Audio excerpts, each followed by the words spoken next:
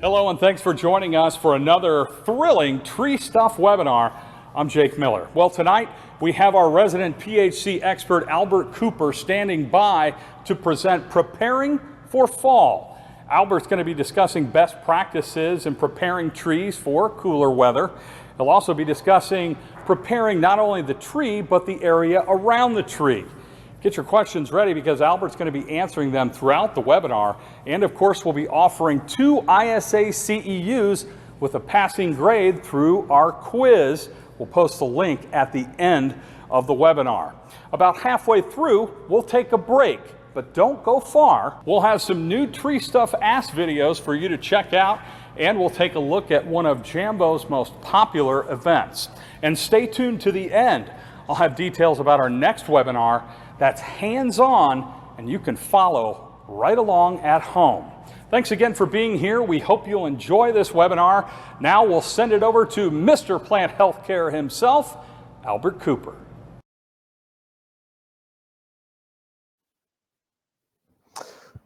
Good evening, everybody. My name is Albert Cooper, and I'm going to do a little webinar for you here on getting ready for fall. We're going to talk about a couple things, and throughout the whole time, we're going to have the ability for you guys to ask questions. If you just type it into the comments, Kale will relay that to me through an earpiece, and we'll get it answered. And also, we'll have question time at the end as well for anything that you guys think of or want answered. So we'll just jump right into it.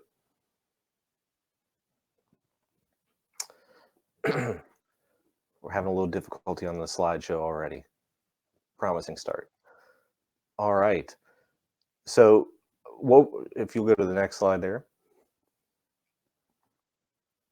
what we're going to cover is fertilization in the fall, what we should be fertilizing with, how much, how to apply it, all of the go-to basic things on that, as well as a few recommendations on when not to and what to avoid when we're fertilizing. We're also going to cover pests that you can be treating for in the fall, whether you saw them earlier in the year or you're starting to see them now, then this is the time to be treating for those pests.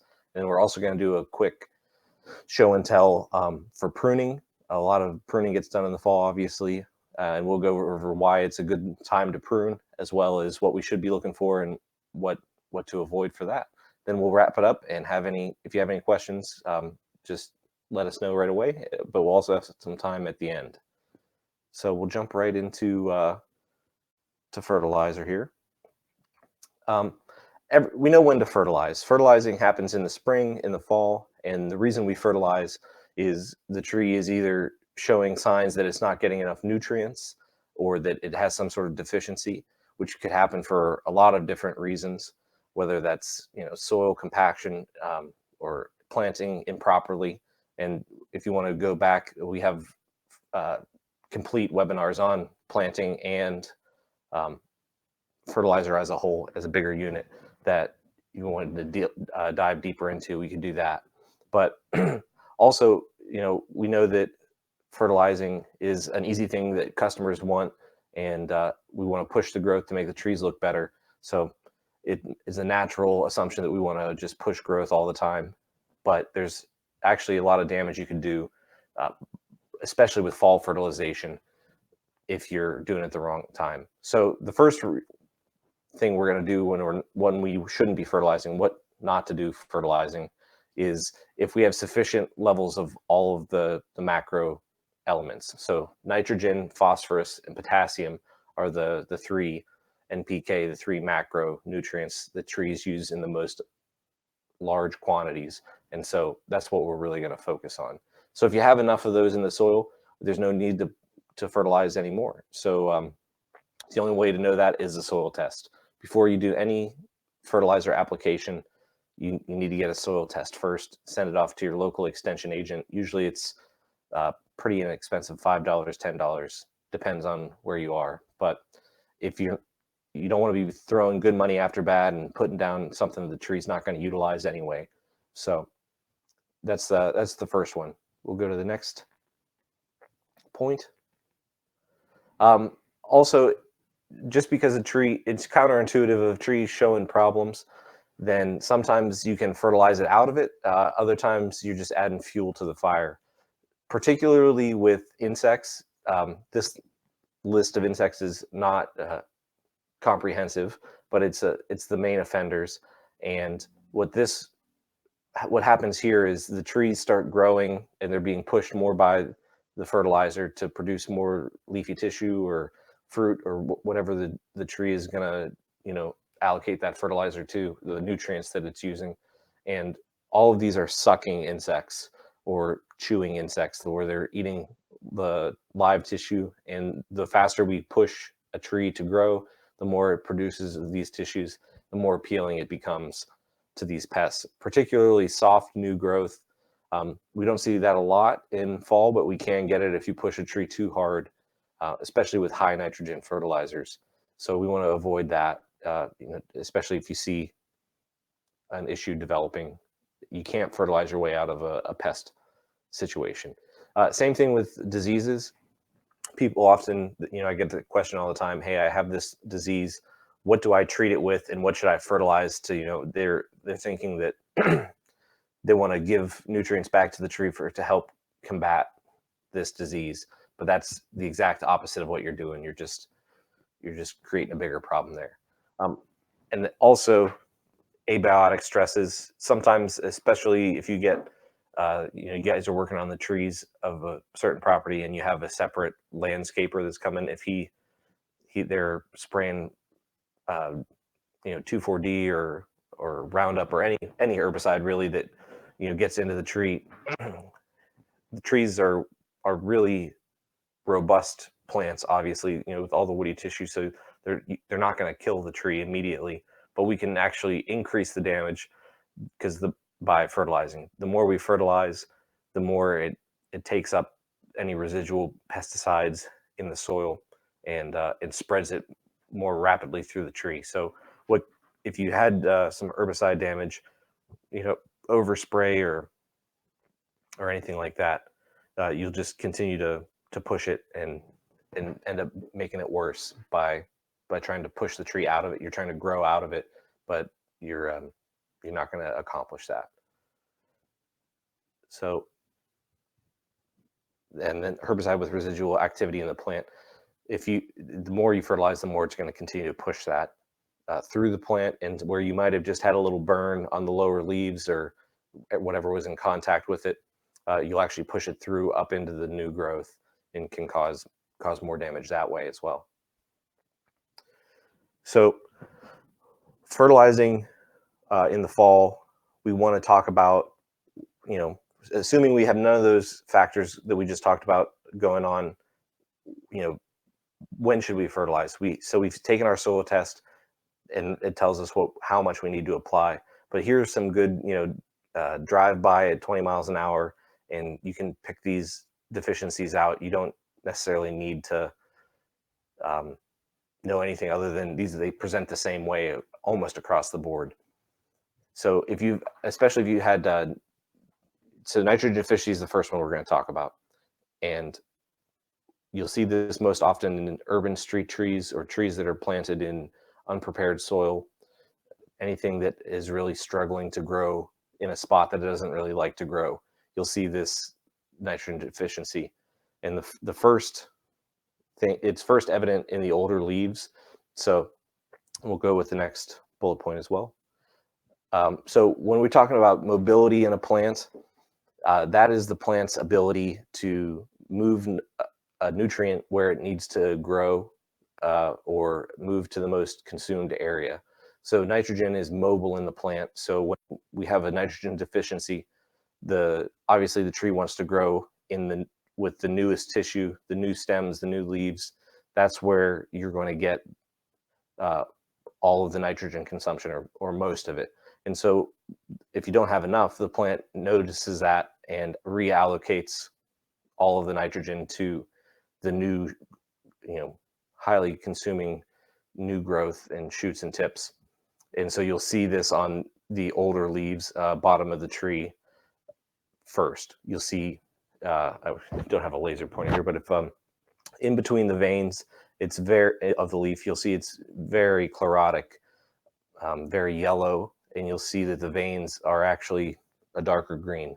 Anytime you see that, where there's no margin burn, there's no weird pitting or irregular spots, that tells you that we're actually dealing with a nitrogen deficiency instead of something like anthracnose or a disease.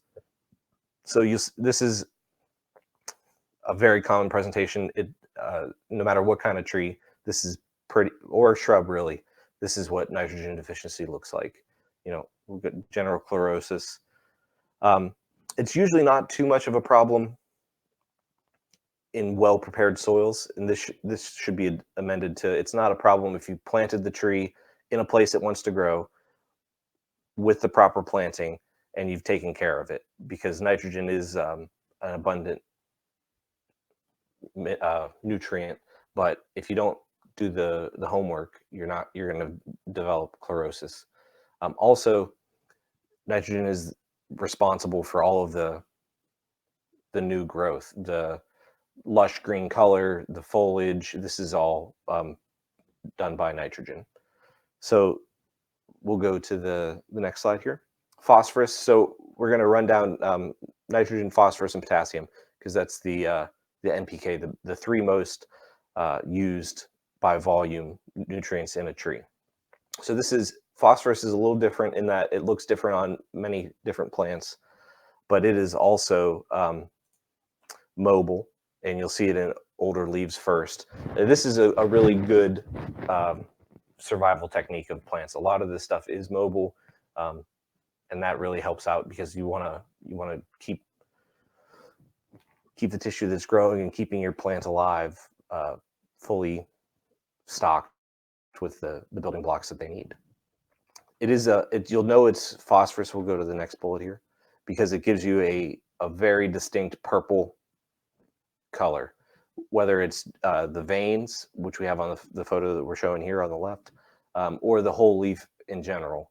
It's like a reddy brown, and you'll see this. Sometimes people will confuse this for fall color starting early, but if a tree doesn't normally present with purple fall color, then you'll know that it's phosphorus.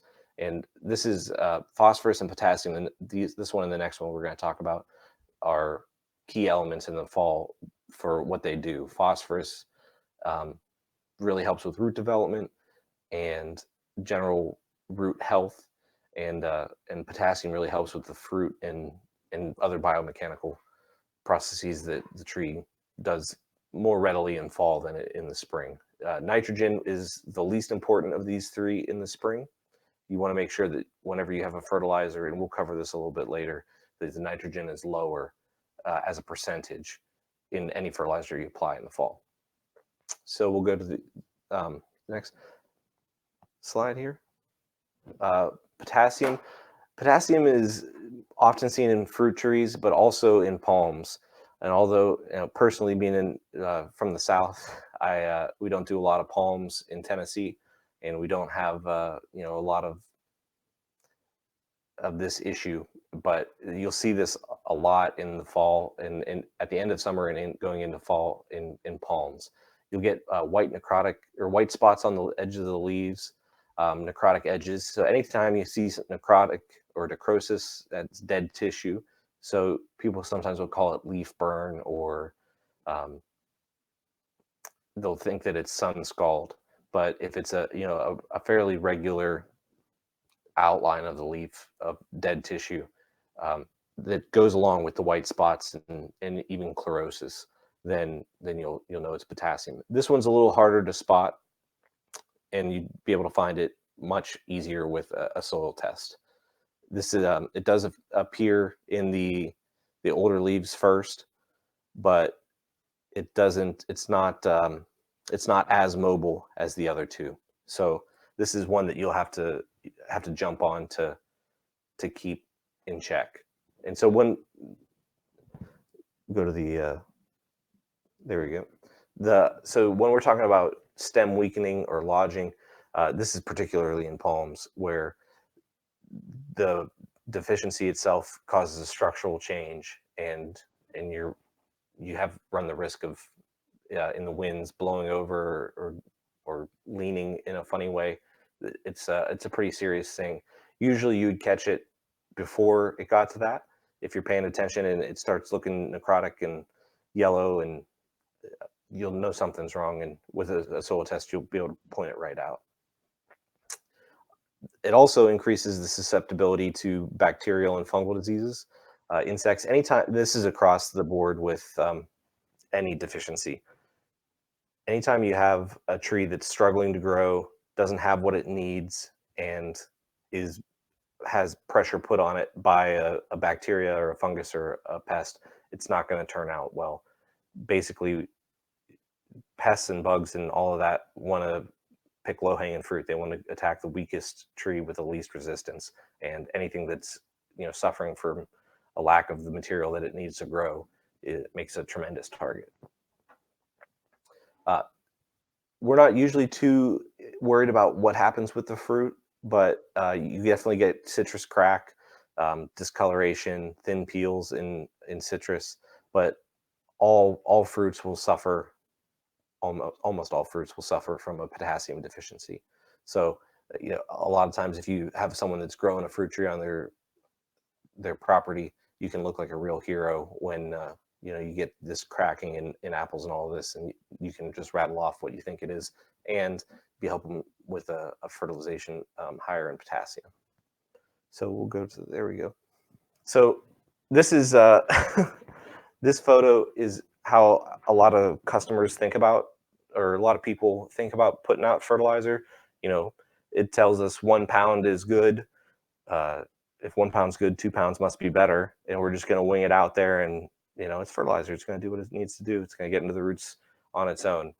But this is definitely not the way we want to be applying fertilizer. You can end up over applying and causing more damage that way.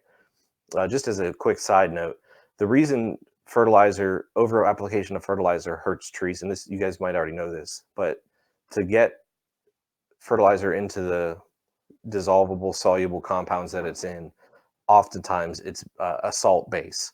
And so when we apply too much fertilizer, we're applying too much salt. We can desiccate the roots. We can end up burning by dehydrating tissues, as well as then it's a kind of twofold attack. You're injuring the tree, as well as trying to promote more growth that isn't sustainable by the damaged tree. So it's just kind of a circle of bad. So always, especially with the professional grade products, they actually put the rate that you should go out at on there, versus homeowner grade products like Miracle Grow. It might say whatever it says, 2 tablespoons per gallon, and it's not gonna cause any damage if you doubled it, because the manufacturers know that everyone's going to add more. Versus professional products, they don't do that because they figure they're working with professionals that know better. So know better. So when we're trying to look at how much we need, always have to have a soil test first. It's the easiest thing. You take a soil sample, you send it off, you tell them what you're growing, which would be ornamental trees. If they have an option to be more specific than that, certainly do that. And then they'll come back and they'll tell you, hey, this is in this soil, you need to add 4 pounds of nitrogen, 2 pounds of, whatever.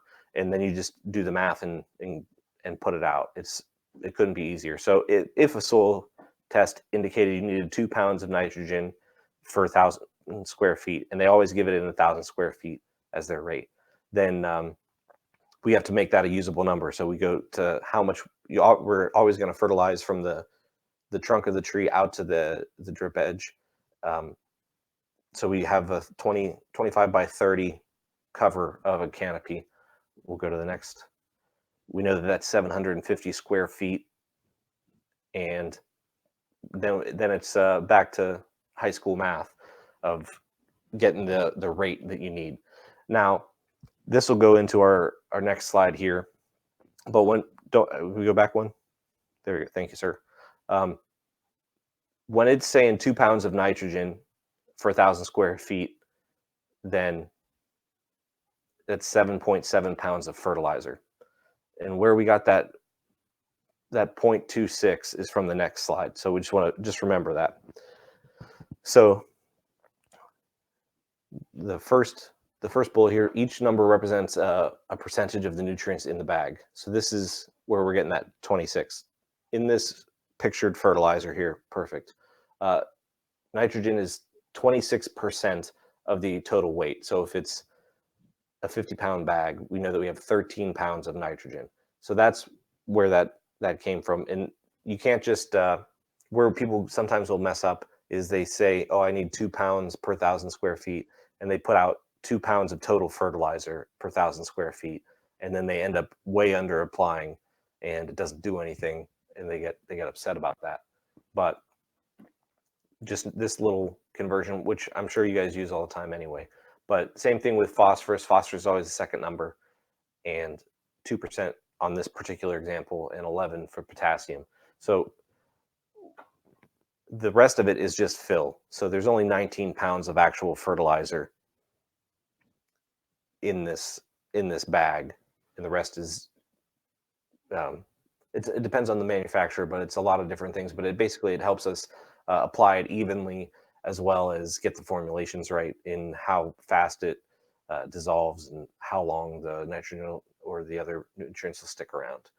So while we're looking at this picture, when we're in springtime, we want high nitrogen, low phosphorus and potassium because we're trying to push top growth, new shoots and leaves. We want as much nitrogen as we can get, really. And then the fall, it's the exact opposite. We want we want more potassium and phosphorus than nitrogen. So this one here, 26 to 11, would be a great spring fertilizer. But if we were going to look for the best fall fertilizer, it might look something more like a 12, 24, 24, where we have more phosphorus and potassium. This being said, there's a lot of states now that are putting regulations on how much phosphorus we can apply, and that if the soil test doesn't say you need phosphorus, then you're not allowed to apply phosphorus.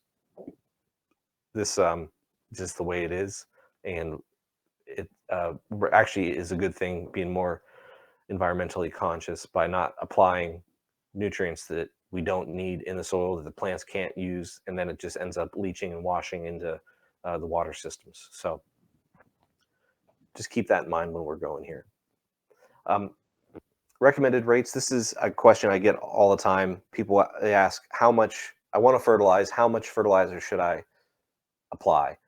And obviously it all is based on your soil test, but it's surprising people, especially with big old trees that are, established and mature, they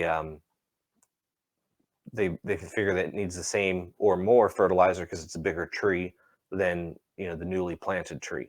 But in reality, it's not quite the way it is.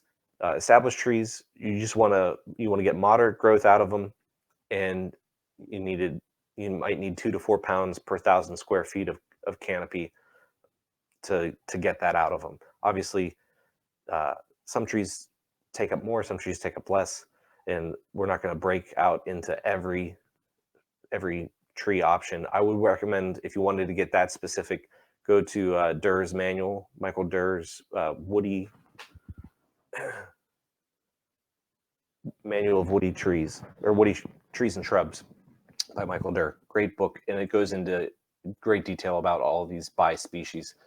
For example, red maples will take up as much nitrogen you can give them, but we're really not accomplishing much with that.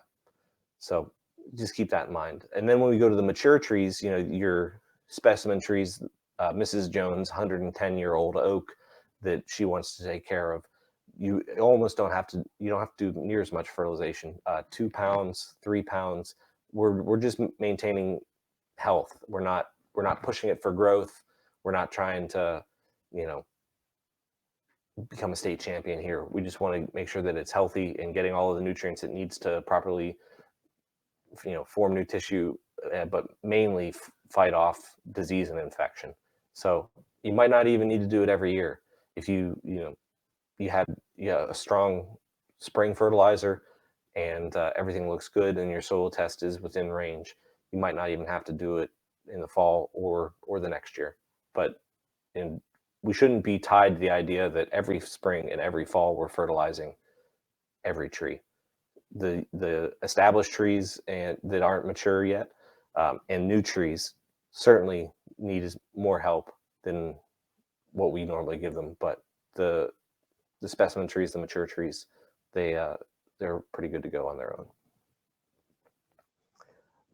The young trees, so freshly planted trees, we want to encourage rapid growth.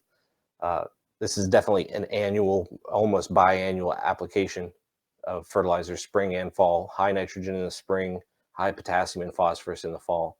And we're really trying to get them to put out roots, establish a good base so that they can get nutrients on their own. A lot of these nutrients are available in the soil anyway, but we really want to make sure that we're doing what we need to be doing to set up a foundation for success. We don't want to push them too hard too fast, but at the same time, as a vigorous young tree, they can take a lot of nutrients and do things with them. So newly planted trees, the fertilizer, you want to make sure that it's low salt and slow release. A lot of the fast release stuff, the rapid action, quick green up, that it's usually a little higher in the salt because it makes it dissolve better and go into solution better. You want to try and avoid that because trees are more sensitive to that amount of salt as they're growing and just getting started. Also, if you're planting a new tree and you're putting it in, when you're doing that, you obviously want to take a soil test to decide if you need to fertilize or not right then. Most people would say that you could wait until 6 months or a year, let it get established without putting a fertilizer on it right in the hole. But if you are going to do that right in the hole, the soil is terrible, it doesn't have the nutrients it needs to support tree growth, then you want to incorporate that into the soil and not just put it over the top. And you want to do that before you plant instead of coming in later and top dressing. Although it's not detrimental to the tree, you get a much better result of what you're trying to actually accomplish, which is promote good root growth if you do it that way. All right, so fertilizer, that's kind of why we're doing it, but how are we applying it? Some methods are certainly better than others, and depending on what your budget is as a company, you might pick one over the other, as well as how much this represents of your business. So the first one we'll talk about, let's take a quick little hydration break here.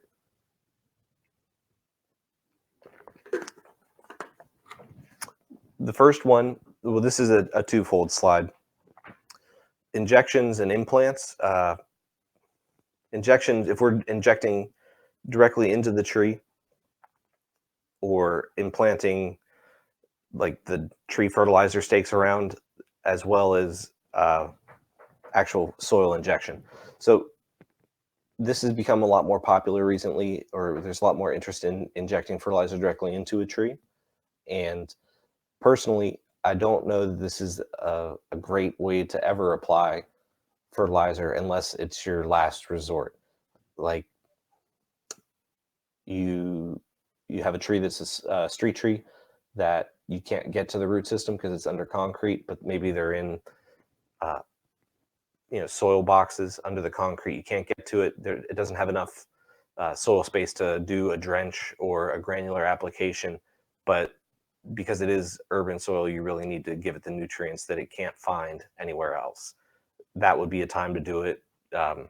Mrs. Jones has a 120-year-old tree that is necrotic and has a lot of chlorosis in it, and you need to get nutrients into it today to try and make this tree stay alive. There's very few reasons why you would need to inject, and the reason I say I wouldn't promote fertilizer injection into the trunk of a tree is that it's really just a band-aid. We're not actually improving the soil texture or structure. We're not improving any of the tree's ability to take up nutrients. It's a straight IV into the tree, and we're solving the problem right now, but in 6 months we're going to have the same problem, and we've done nothing to build on this for our success, going forward. Yeah, but it is important to know, and it's a good tool to have if you need it. So when you do it, you want to make sure that you apply, as just like with any other tree and trunk injection, as low on the trunk as possible. Or, the root flares are best. You want to make the holes as small and as shallow with it as you can, and you don't really want to do this with trees that are really drought stressed, or this is the same thing that you wouldn't apply a fertilizer to with pest issues or disease issues. This is actually just going to make it even worse. So we want to keep that in mind. And you want to, obviously, you don't want to do this when it doesn't make sense to do it as far as the stage of growth, stage of the plant's life. You wouldn't want to be doing this in the dead of winter when a tree can't take it up and utilize it, or in the middle of summer we're going to have heat stress and it's not going to be focusing on growing as much. But both of those times you might do a trunk application of a pesticide, and you be tempted to do this while you're at it, and just want to stay away from that. And this photo, or go ahead. Nope, you're good. Next one is water soluble. So this could be a lot of things. In the turf industry, they use sprays for fertilizer, where they'll just do a misting of it. We could also do that in trees, although it's not as common. It's usually very, very fast. You need a quick green up, and it gives you that, but it doesn't have a long residual. It doesn't stay around for very long, and doesn't add much to the soil. You want to use this for lawn care. This would be good in soil injection, where you're going to do deep root feeding. You want to use a water soluble product to make sure that it distributes through the soil profile as well as you can. It's really common in foliar applications for micronutrients. So although we have macronutrients, nitrogen, phosphorus, and potassium, there's a bunch, 16 or more micronutrients that plants, and by definition, a micronutrient is a plant nutrient that they need in very small amounts, but is critical to growth. So things like that would be iron, molybdenum, copper, stuff that we don't usually apply, and especially when we grow outside, plants growing outside, trees they're getting this because from the soil. They need so little of it that it very rarely becomes an issue. Where you would see this is if you had big conservatories where they're growing trees or shrubs in artificial soils, where it's not a natural soil mix and it's just all peat moss and bark. You could run into issues with that. But if you're running into that, then this webinar is probably not for you. Granular dry is another one. We want to make sure that this is well measured. This is the one that you could really damage not only the trees, but with shrubs and other planting beds around. You could really do a number on these. So this is also probably the most widely available version of fertilizer. We can get both slow and fast release forms in this. You can get them anywhere from a month to really 12 months. Most people don't use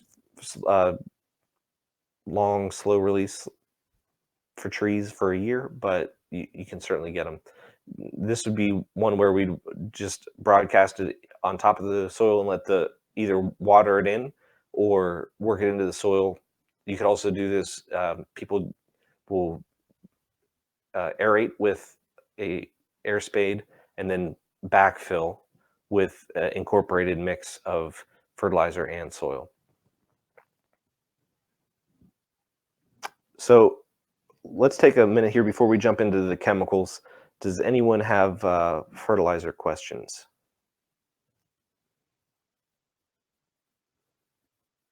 All right. I've been told there's no.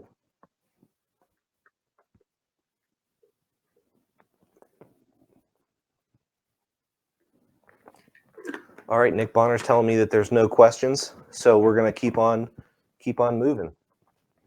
This is we'll jump right into the chemicals. Before we get any of the text up here, I put this picture up, and I just want everyone to be thinking about this, especially with the way things have been going in the news here. If we look at this is a diagram of pest pressure and the downfall of using the same mode of action all the time. That no matter what pesticide you're using, by pesticide, I'm encompassing all of them, anything that kills a pest, herbicides, insecticides, fungicides, bactericide, any of that, anything that kills a pest is pesticide. So what this is showing us is we have a population here, and the white represents a normal population, and the red represents a mutated pest that is resilient, or it doesn't even have to be mutated, but a pest that is resilient to the treatment that you've applied. So if we continue to use the same mode of actions, i.e., we're continuously using Roundup, or we're continuously using the same insecticide year and year again, we're essentially killing off all of the pests that can be killed by it, and anything that's not killed by it is going to reproduce and continue to grow and come back next year. So what we see a lot is if we continue to kill this with the same pesticide, then next year we're not going to have as good a control. Whereas if we switched to a different mode of action, and mode of action is how the pesticide works. So like some of them for insecticides, they paralyze the pest, so the pest can't eat or breathe, and it dies. Some of them are straight up toxic and kill the pest, and that's why it works. So the chances of this red bug in the first generation being resilient to both of them is much less, exponentially less than it being resilient to just one. So if we continue to switch it up, then we don't run into pesticide resistance issues, which is the more we stay on pesticide resistance, the more it becomes a problem down the road. What used to work will no longer work. So two main categories of chemicals that we want to just, this is kind of the chemical review. Obviously you guys probably you got this, but I'd feel better if I just said it. So the general use means anyone can buy it. I don't need to see your license to buy it. I don't need a license to sell it. Restricted use, the EPA has decided that this, for whatever reason, whether it's toxicity or its ability to move through the environment, needs to be only purchased and tracked by people that have the proper training and the proper licensing. Before we get to the next piece, people often ask, if I buy a general use product, does that allow me to apply it on my customers' trees without a license? And the answer to that is almost always no. It depends on every state, but I haven't found a state yet that you can apply a pesticide or a chemical really on somebody else's property for pay and not need a license. If you were going to be paid for that job, or you don't own that land, you need to have a license for it. And then people try and get cute with, well, I only charged them for the tree work and the injection work is free.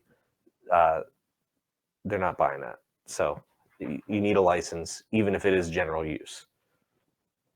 So, we got.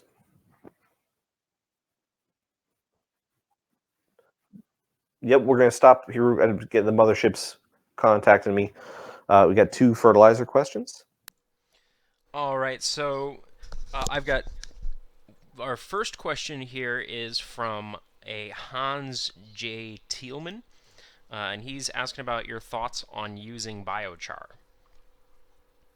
Biochar. So biochar is a cool product that it's activated charcoal, which allows the charcoal to bind nutrients and release them, and as well as a couple other things that with the cation exchange capacity (CEC) of soil, which is how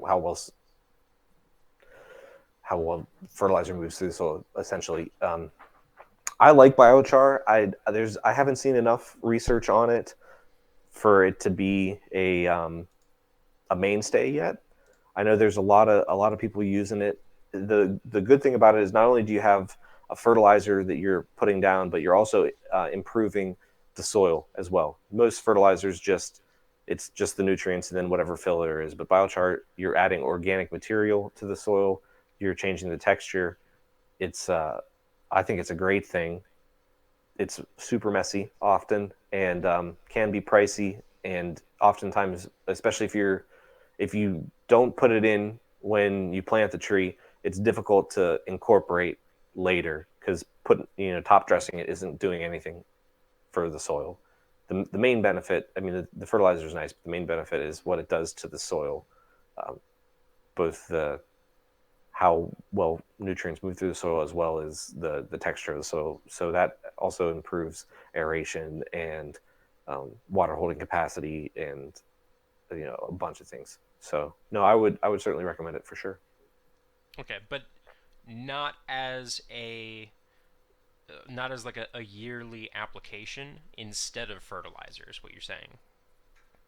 I do not know that. So I don't know that I would use it instead of fertilizer every year. Okay.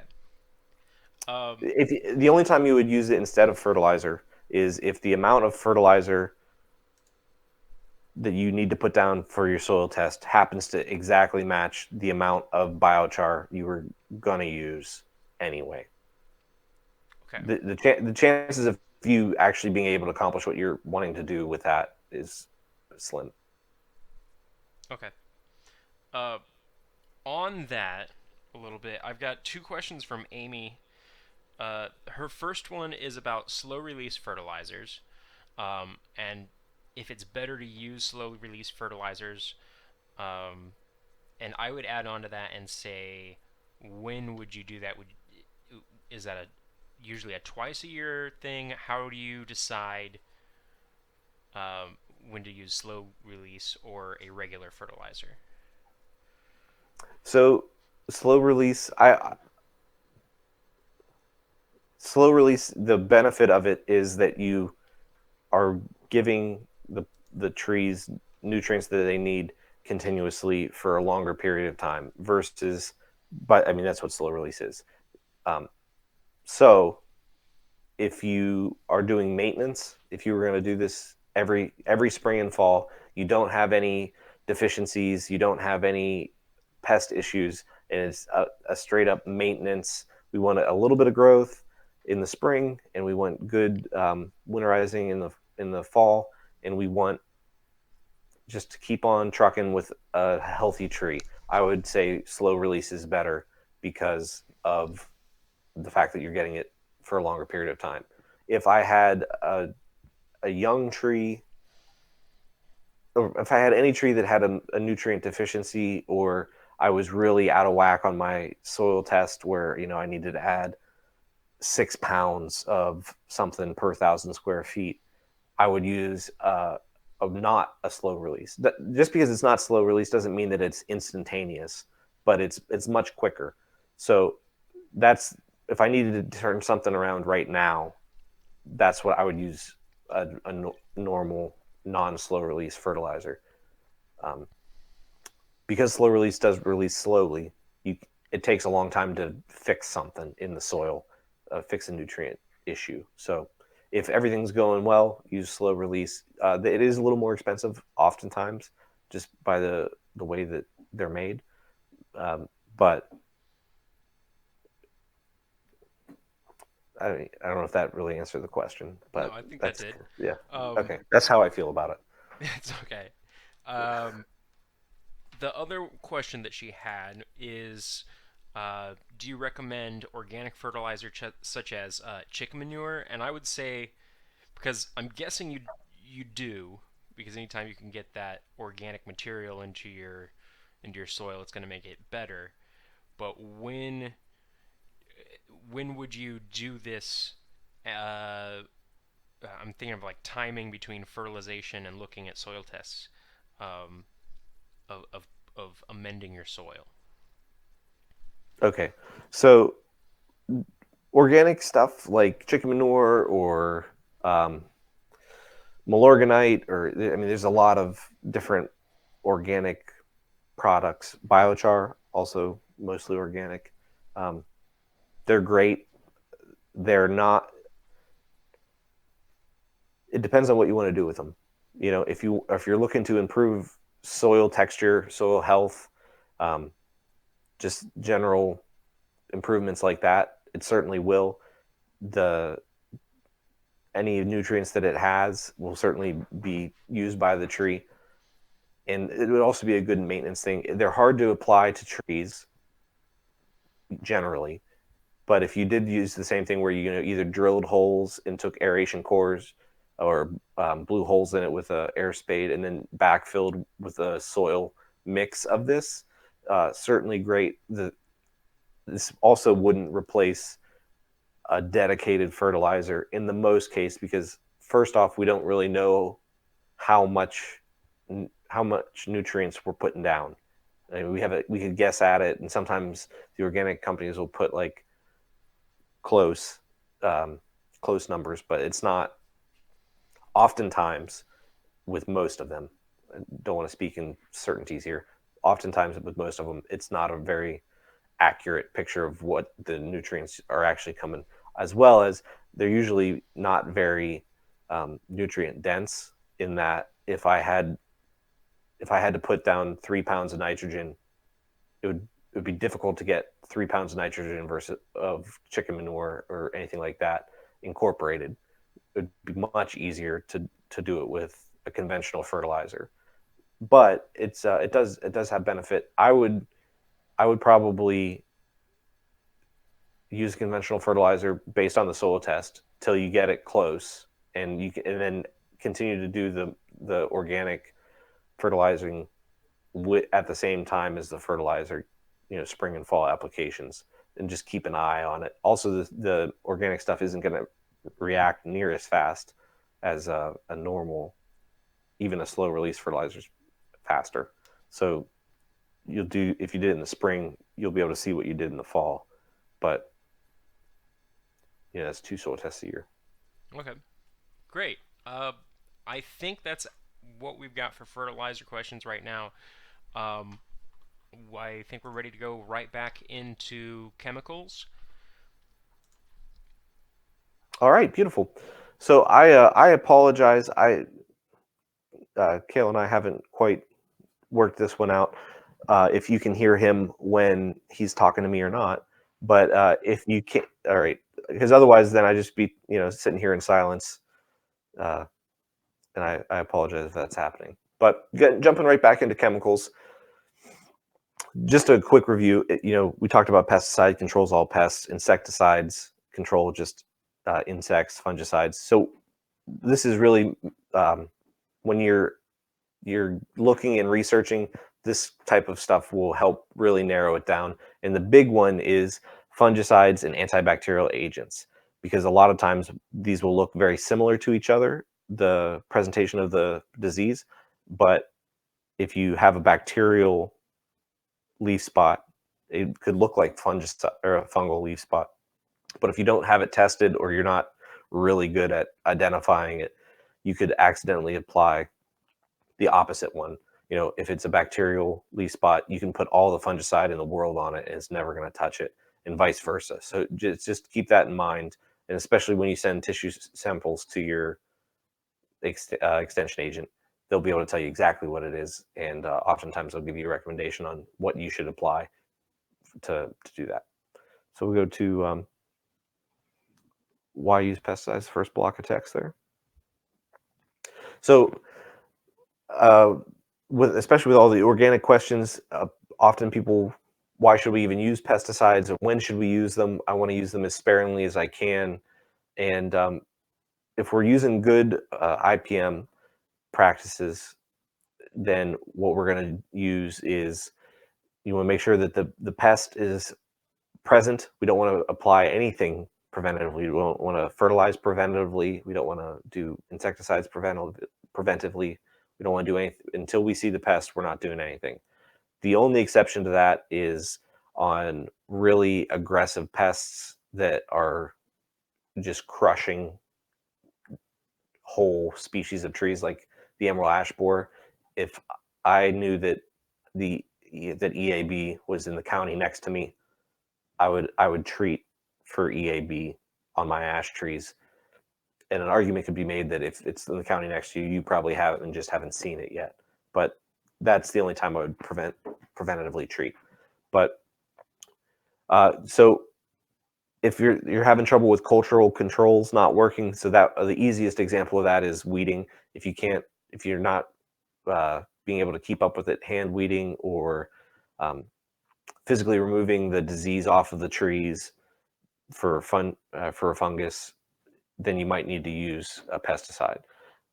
If the damage is unacceptably high, Mrs. Jones doesn't like to see, even though it won't kill the tree. Dogwood anthracnose often won't completely kill it. It makes the tree look terrible, so you'd have to treat for that. If the pests are providing too much competition, so that means back to that fertilizing through a pest problem. Aphids, all of these sucking things, they're taking all the nutrients out of a tree, and the tree can't grow through it and compete. So you have to kill off the competition there, or the general health. I mean, if you have a disease, you need to treat for that disease. So the flip side of that coin, if there's no pest present, do not treat. We don't treat anything preventatively. We can't figure out why the tree looks terrible, but we know it looks terrible. This is not the time for the old shotgun approach. Just because if you don't know what what a tree has, you don't want to just guess at it. You want to take a sample, send it to your extension agent.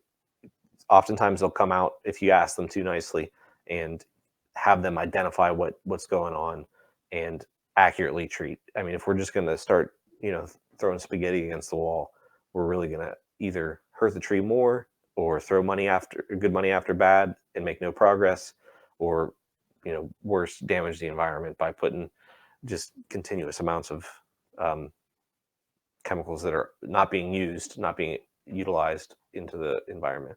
Also, on that note, ecological areas, sometimes watersheds near creeks, near rivers, there's nothing you can do. So the next one, real quick, I know everybody knows a label. The main thing is this website at the bottom. This is a tremendous resource. Go to this website here, and almost any label that's been made can be found there. So if you lose it off of your bottle of whatever you have, you can find it there. Also, I get this question a lot. People buy a product. You'd be surprised by this. People buy a product and then they'll call up and ask what the rate is. Handy tip: the label is glued to the bottle when anyone sells it to you, and all of the information that you could possibly ever want is there. It has what does it control, what can you spray it on. You could just run through a couple of these there. How much you should apply, when should it be applied, can I apply after the first time, how long do I have to wait, are there any special considerations? Like, for example, a lot of the neonicotinoid based products are terrible for bees. They just kill. They're an insecticide, and that insect happens to be extremely susceptible to it. So special considerations would be: don't spray if there's bees present. If you are going to spray and there's bees present, make sure they're in the hive and not feeding. I mean, anything like this.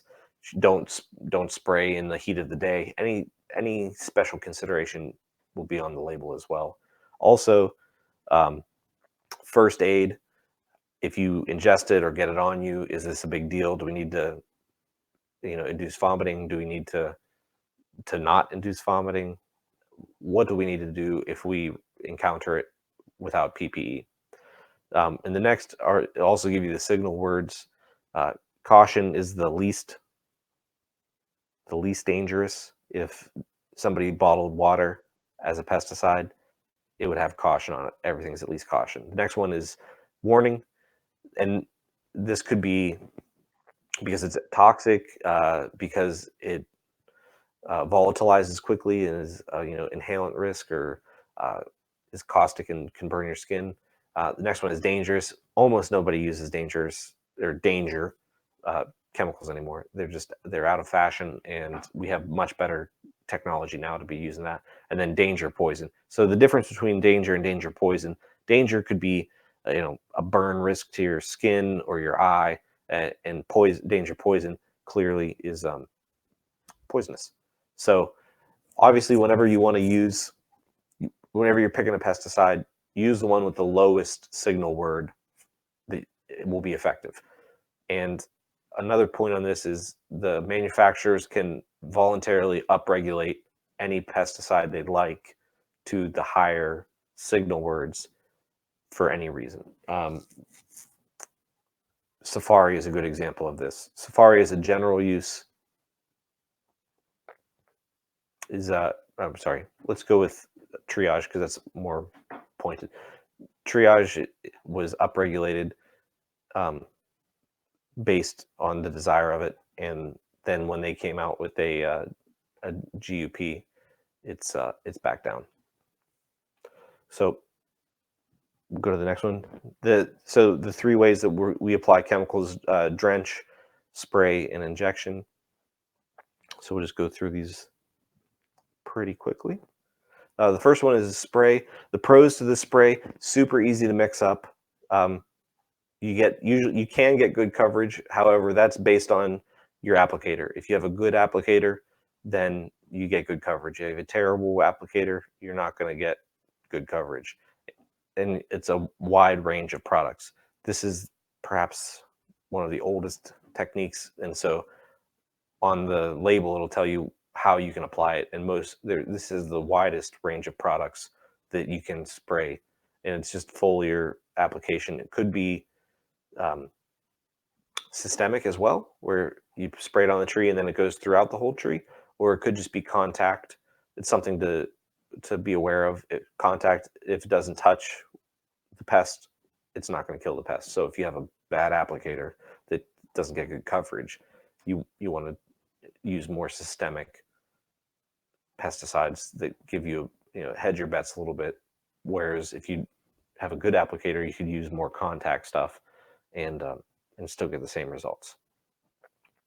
The spray, for the cons, easy to get poor coverage. If it doesn't touch what you're trying to treat, it's not going to treat it for contact. Drift, we are spraying water-based chemicals up into the air to great heights, 40, 60, 80 feet away, and the wind's going to catch that and drift the water particles. It does require special equipment, usually fairly expensive special equipment. A spray rig could cost 6 figures easy, but if you take it out every day, it's just like a crane. If it doesn't go out, it's not going to make you money, but if it's going out, it's very profitable for you. And the last one is, there's definitely a social stigma about this. In this photo, if this guy was spraying water and had no chemicals going, no one would care. They're still going to come up. They're still going to feel like you're spraying acid on them. People, they're not used to seeing this. They're not used to seeing chemicals used. And if you don't know what the chemicals are or the thought that goes behind them, people get very nervous, just because they don't know. They don't know that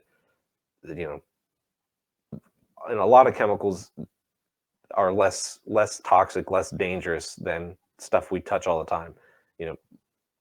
There's a measurement called the LD50, which is the lethal dose for 50% of a test subject to perish. Some of the nastiest chemicals we have lower LD50s than table salt or gasoline, or it's if you don't know, it causes panic quickly. So just keep that in mind. Injections, we got a couple different injections here. Pros, great coverage because it's almost always a systemic product that you're using, and at the very least, it's going through the vascular system of the tree, so it's covering if it doesn't cover everywhere in the tree, it's covering where the tree is growing the most, where the problem usually is, because that's what's pulling up the water, is the pulling up the product is the water. There's no drift. There's no social stigma about that, because it's going from the bottle through the injection equipment into the tree. This is really nice, especially in states that require pre-notification. Some states, for you to spray, you have to notify the neighbors a certain number of days beforehand. Some states you don't. It all depends on the state. But with this, oftentimes you'll get around having to notify the neighbors because there's no potential exposure. Also looks super professional. You know, some guy with a respirator on spraying chemicals doesn't look as good as, you know, clean cut in a polo and, you know, rubber gloves and, you know, high tech equipment that no one's seen. Also, there's no target movement. Just it's no non-target movement. It's either in the bottle or in the tree. There's no drift. There's no leaching. There's no issue with that at all. The cons to it is counterintuitive to drill holes into a tree, but a tree does coat it. Compartmentalization of decay in trees, it will seal it back up. You're not causing any more damage than a normal pruning cut. There is a smaller selection of chemicals because it's not brand new, but it's a newer injection or a newer type of application method, as well as the mechanics of it. You're essentially putting in a pesticide that is going into a gigantic column of water, and how the pesticide reacts to that column of water needs tweaking and formulation. So there's less availability of a wide range of products. It also can be pretty pricey to get into, but PHC in general, chemicals and fertilizer, is certainly the most profitable portion of tree care for the general, for like the arborists themselves. The big companies that make the chemicals make a ton of money. The distributors don't make much money, but for you actually selling the product to the customer, that's where the biggest profit margin is, and you can certainly make a ton of money doing that. So we'll go to the drench and the pros of the drench. Super easy to apply. I mean, it's as simple as this picture shows. You mix water and the chemical at the right rate and drench it over the root zone. You get great coverage because the roots are taking it all up, and you can put the product exactly where you need it because you're physically pouring it there. Some of the cons to this, it's hard to do under drought conditions because the soil is so dry that you're not actually necessarily getting as much of the product that you're drenching. The actual pesticide or fungicide or whatever you're using isn't necessarily all going to the tree because the soil around the tree is holding tightly to it. It does usually require a lot of water, and it doesn't exactly give everybody the warm fuzzies. It doesn't look super professional because when you're doing a big tree, you wouldn't do it with a 5-gallon bucket. You do it with a big trash can. And for someone to walk out and see you across the street pouring jugs of chemicals into a trash can and then kicking the trash can over doesn't look near as good as it could. But it's super easy to do and does well. So we'll go to the next.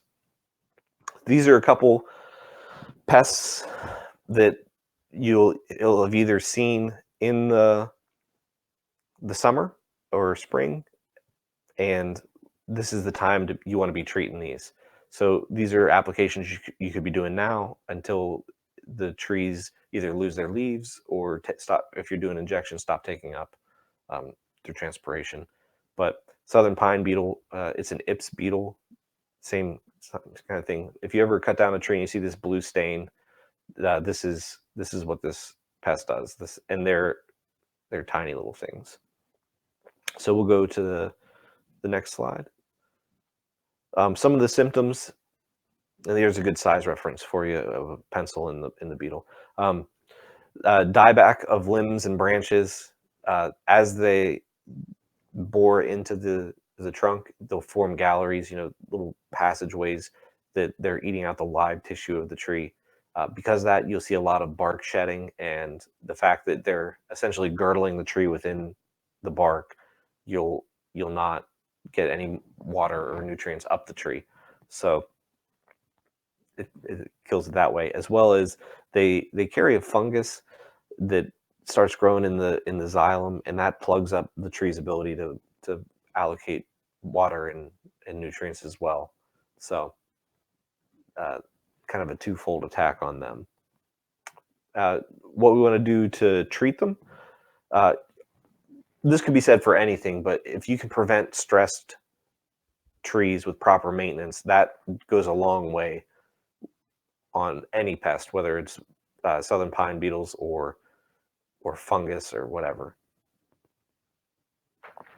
Trees in good health prevent or dissuade pesticide or pest attacks because they have natural defense mechanisms that are in place that would be compromised when they're stressed.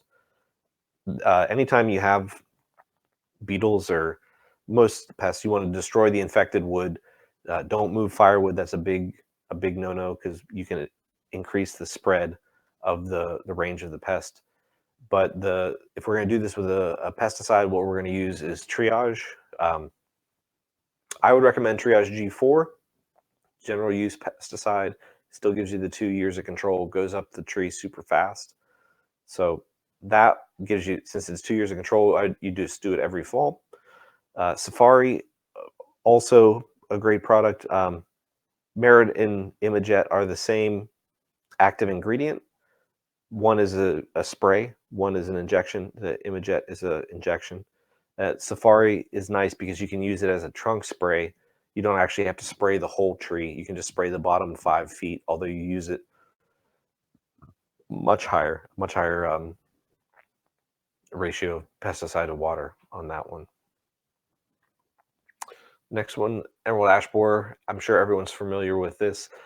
We're still fighting it. We're not doing well. This is what they look like, and this D-shaped exit hole in the middle is what really gives away that it's emerald ash borers. They do that exit, and they start at the top of the tree. So if you get lucky when you're pruning, you'll see it. But on the next slide here, we have a map of, and you can pick this. I believe this one's the most up to date, February of 19.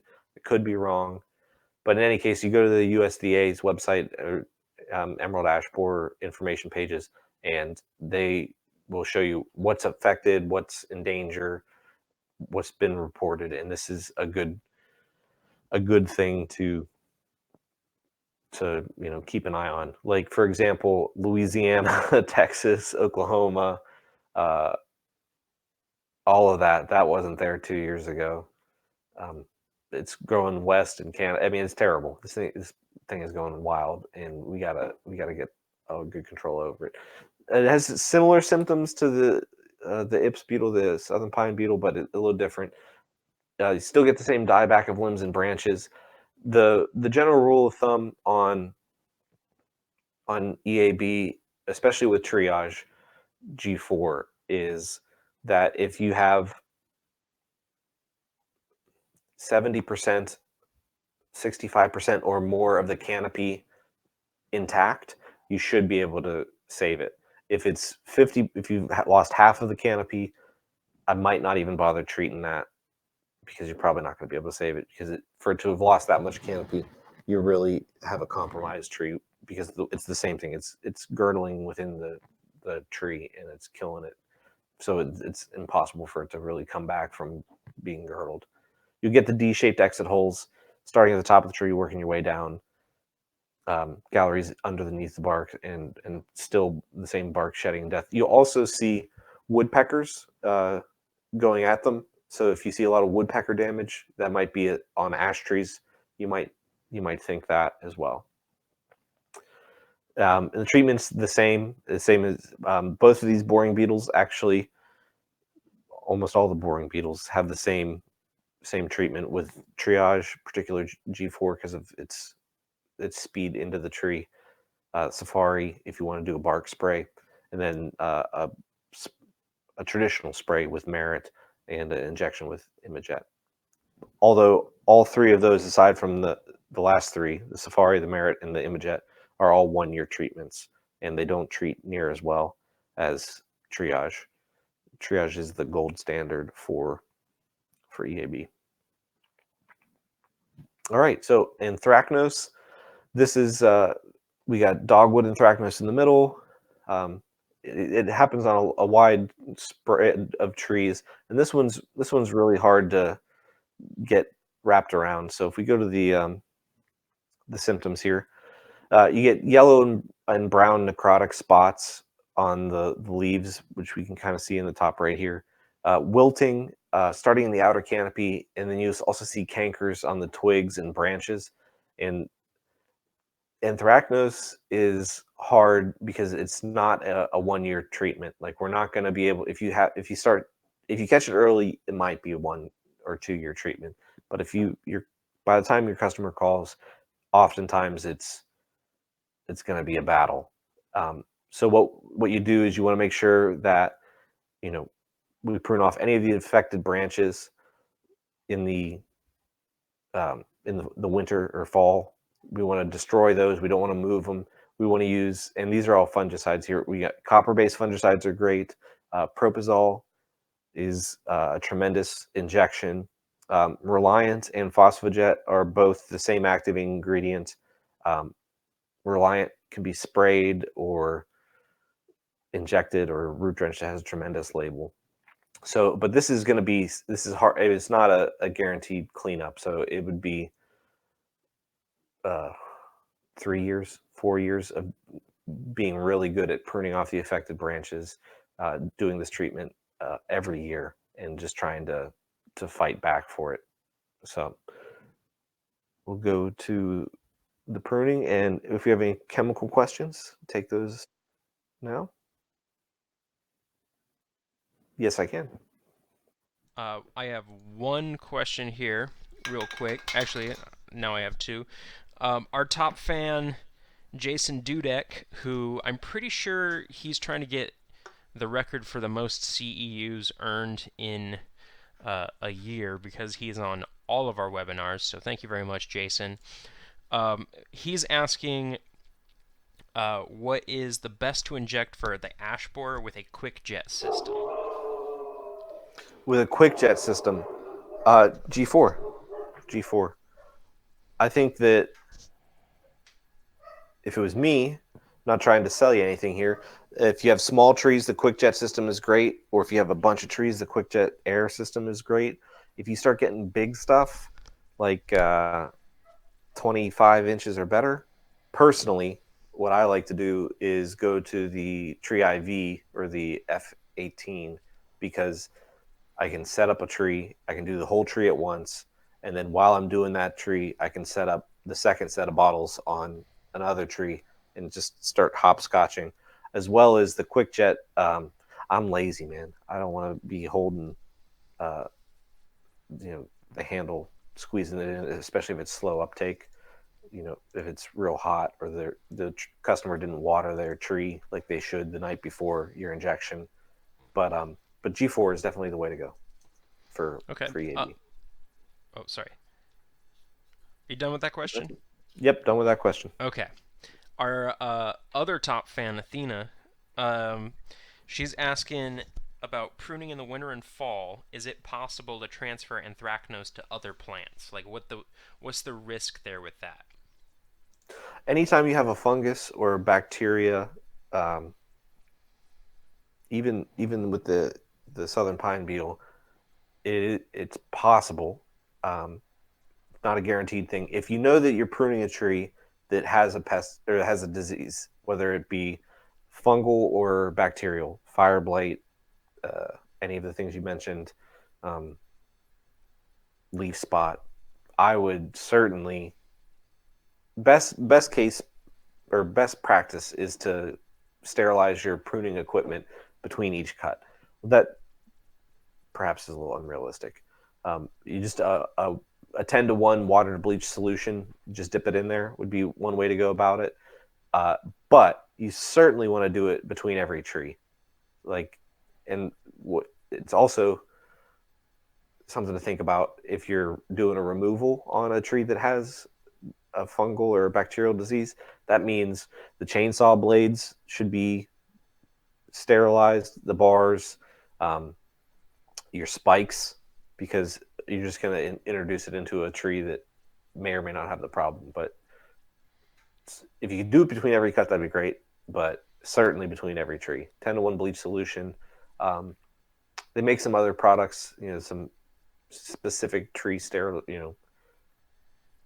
tree cleaning or tree equipment cleaning solutions that will sterilize your tools. But 10-to-1 bleach is the way to go. All right, perfect. I think that is it for questions right now.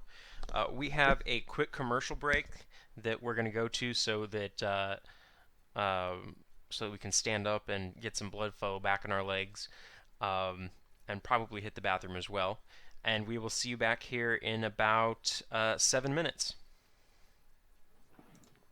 All right, thanks so much, guys. Yep.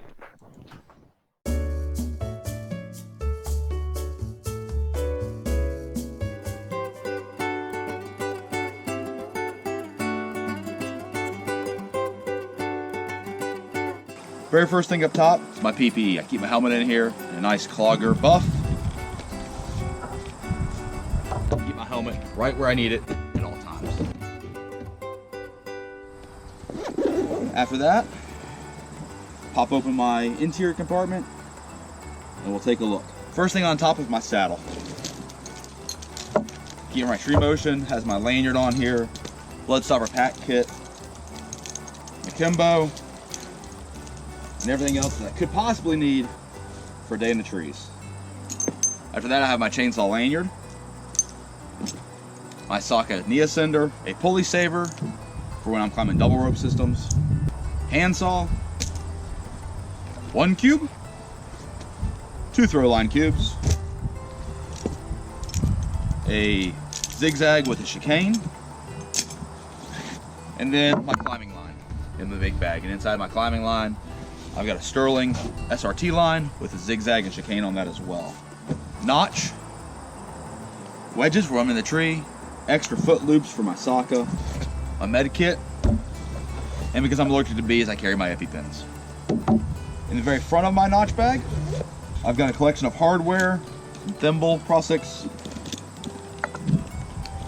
a notch throw bag, some extra cordage, and a quickie tool for when I'm using my rope runner. This is my notch bag and all the gear I keep.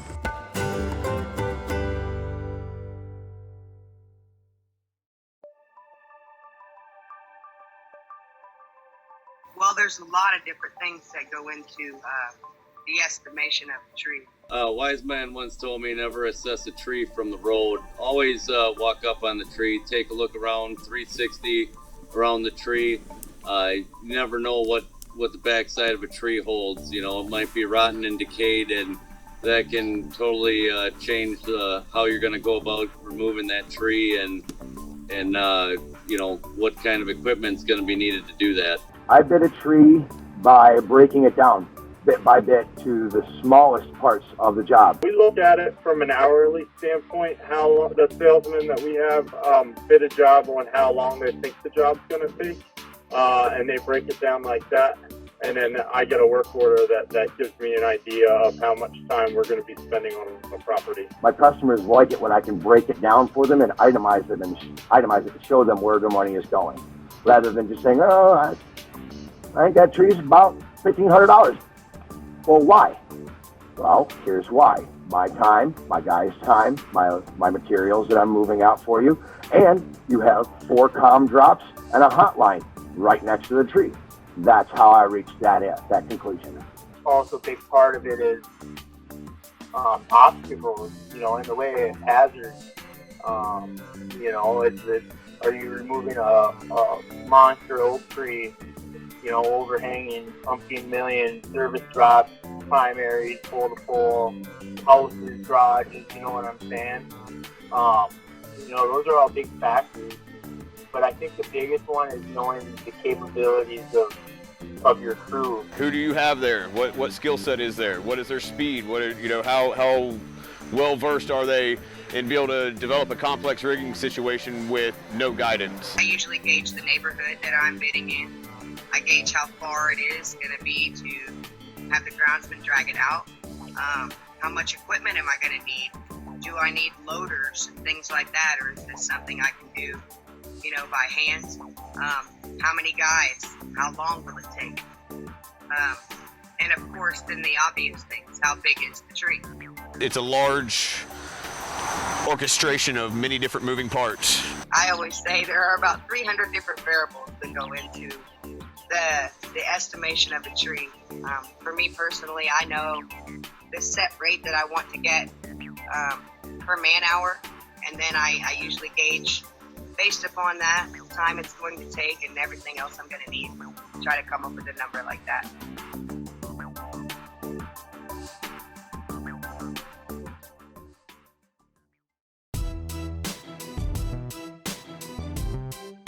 It's like everything else in life. You got to make the best out of a bad situation. That's something that each person, I think, really has to find inside themselves, as far as having that mental fortitude to be like, it's gonna end eventually. And one of the best old-timer lines that I ever heard is he looks over at me as I look like I'm about to die in the heat and said, "Nobody ever drowned in sweat, boy." Money. That's it. I got to pay the bills. You're gonna have days that are awesome and days that suck, but at the end of the day, you got bills to pay. So that's what gets me through a tough day. Leaving an unsafe site is something I can't put up with. I just will not leave a risky tree off the ground, or trip hazards, or even if the people that are coming to clean it up, if I consider it beyond their capability to bring the rest of the tree flat to the ground, I will stay until it's done. If it's raining, if it's hot, if there's bees, my motivation is safety for the people that come after me. Having good employees around me that are willing to just power through with a positive attitude as well. If the team can come together and go, listen, yeah, we know today's crap. It's going to be an awful day, but we're going to get through it together. A positive attitude for the whole team really goes a long way. And then we can have fun even though we're in a terrible job, either whether it be covered in poison ivy or working in a down floor.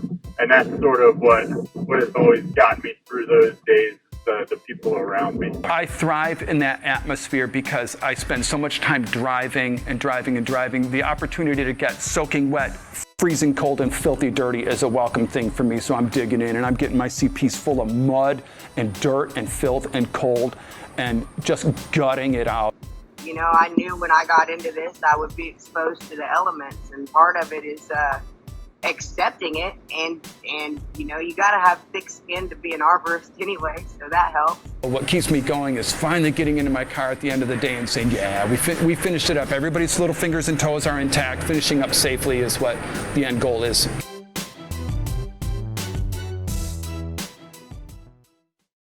Hi, I'm Cale Royer, head party animal at TreeStuff.com. I'm here to make sure that everyone knows about our TreeStuff party program. Each month, volunteer arborists from different regions host free recreational climbing events powered by TreeStuff.com, giving local arborists a chance to meet, hang out, climb, and try out some cool new gear in the trees. Every TreeStuff party is 100% free, so there's no reason to not bring your family, friends, co-workers, and acquaintances. Check our Facebook events page to learn about upcoming TreeStuff parties, and sign up to be notified when there's a new TreeStuff party in your neck of the woods at TreeStuff.com/parties. It's all about seeing friends, making new friends, and having fun in the trees. I hope you can make it to a party soon. All right, we're back. We're refreshed. We're ready to go into the final third here. We did have a apple scab question over the break. Apple scab fungus is kind of like anything that's a lot of these fungicides are the same, or funguses are the same. It's kind of nice working in trees because there's only like 10 or 15 distinctly individual products that we use commonly. So if it's a fungus, most of the time you want to use propiconazole. You want to use copper-based fungicides. Those are the two big hitters. So if you're going to do an injection, definitely propofol. If you're going to do a drench, you'd have to check if propofol is labeled for a drench. But Reliant also certainly could be used for a drench. And then you'd want to do the same thing you do if you have any other lesion forming disease. You want to cut off all of the infected tissue and make sure that you're not fertilizing too much, that you're keeping it properly hydrated in the summer. You're taking good care of the tree. If it's in a spot that has wet feet, if it stays wet all the time, maybe think about incorporating some permatil to increase the drainage, or do aeration is what I meant to say, to make sure that you're releasing as much stress as you can from the tree, so it gives it the best chance to overcome this, as well as yearly applications of a quality fungicide. So, do we have any other questions, or are we? Jason is actually asking, wants to be clear, can you inject for apple scab? You can inject for apple scab. All right. Yep. Any of those fun. Now, the effectiveness of it versus a contact spray, if it's brand new, if a fungus has just been just affected a tree, injection is no problem because you're still pumping a lot of water through it. As the tree gets more and more damaged and the leaves are more and more affected by it, you get less and less transpiration. Not to say that injection wouldn't be effective, but it would be less effective with directly proportional to the amount of transpiration you have. So if you come onto a site and you are slammed and with leaf spot or apple scab or anything that's killing the leaves, you might have a better initial application if you used a copper-based fungicide, or a contact fungicide, where you're not relying on the transpiration of the tree to get the product to the affected zone. But it certainly still would work. So, all right, cool. We'll jump into pruning here. Get a little before, after. This is something that we often see with less training. When you get, I don't have a laser pointer here. If you look in the after picture, a lot of times, especially with inexperienced climbers, the inside of the tree will look like it does there, but then they don't prune the outside. And so you get a hollow middle, because people get excited about pruning and they want to take off enough that it makes the customer feel like they got a good job done. And really, we need to think, why are we pruning? What are we taking off? And the less is more strategy here. So first things first, why are we even pruning in the fall? So there's one school of thought that I personally subscribe to that says the best time to prune anything, whether it be trees or shrubs or anything, is when you have a pair of pruners in your hand. And there's certainly some truth to that. Although as professionals, we certainly want to have a little higher standard than that. So pruning in the fall is good. Also, super late winter is good, because when we prune, we're introducing wounds to the tree, and that's what we're doing. We're cutting pieces of the tree off, and the tree is going to react to it. So what we want to do is shorten that period as much as we can. So on small stuff that can be compartmentalized or have wound wood roll over quickly, we can do that no problem. On bigger cuts, we probably want to do that just before the tree starts growing again. And the idea is we want the tree to start compartmentalizing and rolling wound wood over the cut to protect itself as soon as we possibly can. So coat it is compartmentalization of decay in trees. So that would be, hopefully, when we're talking about pruning, we shouldn't have to deal with coat it too much, because wound wood roll, which we'll look at in photos here in a second, is not coated. It's not part of it, although it's often confused as such. And we'll go into that here. But and then another big question I get all the time is, how big can we cut, man? the bigger the better. Stand clear. Here it comes. So you want to, whenever you're cutting anything, especially the big stuff, got to use the 3-cut method. We'll talk about that in the next slide or two.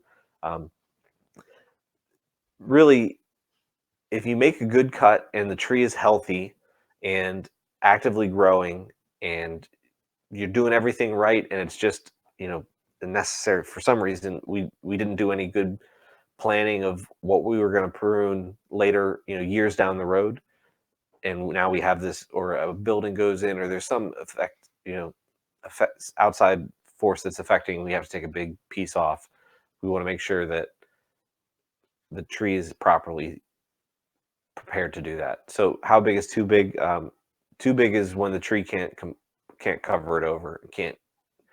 Trees don't heal, and I know I've said that a couple times, healing over, and it's a misnomer. They don't heal, they compartmentalize. So also, we also want, when we're just doing maintenance pruning, we want to look at the rules of a third. We never want to take off more than a third of the canopy in any one pruning. That does not say that we have to take a third off, but certainly no more than a third. Although there is a couple exceptions to that we'll touch on. And then when we're looking at what should be pruned, and the quick and dirty of it is, if the branches are rubbing, if they're straight up vertical, or they're vertical, whether they're up or down, or crossing limbs, we want to take those off. And the main thing is, every pruning cut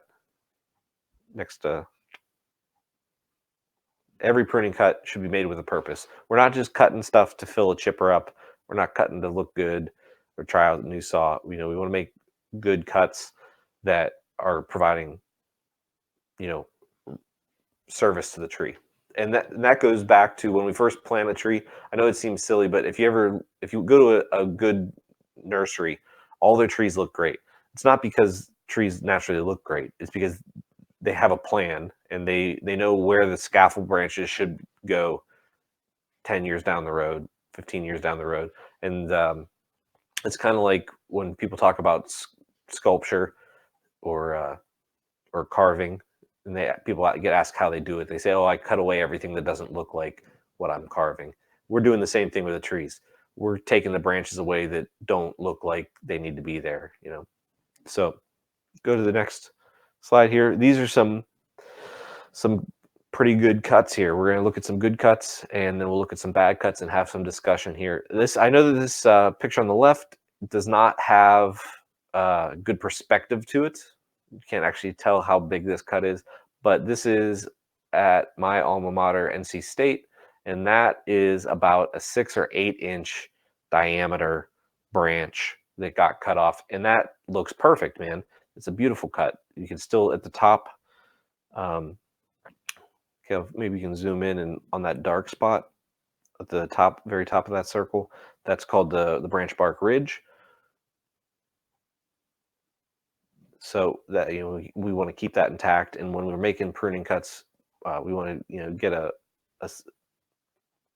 not quite 45-degree angle down from that. But this is a big cut that, because we use the proper pruning technique, we are able to have it completely cover over.